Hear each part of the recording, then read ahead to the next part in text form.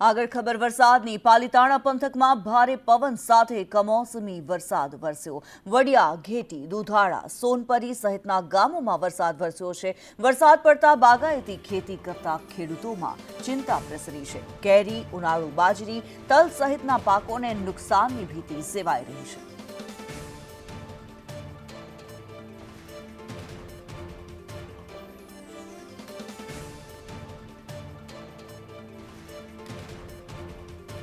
બાગાયતી ખેતી કરતા ખેડૂતોમાં ચિંતા પ્રસરી છે। જે પ્રમાણે માવઠું વરસ્યું છે।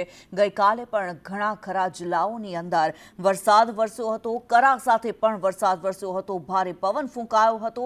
હવે આવી પરિસ્થિતિની અંદર પાલીતાણાની જો વાત કરવામાં આવે, પાલીતાણા સહિત અન્ય પંથકની અંદર પણ ભારે પવન સાથે કમોસમી વરસાદ વરસી રહ્યો છે।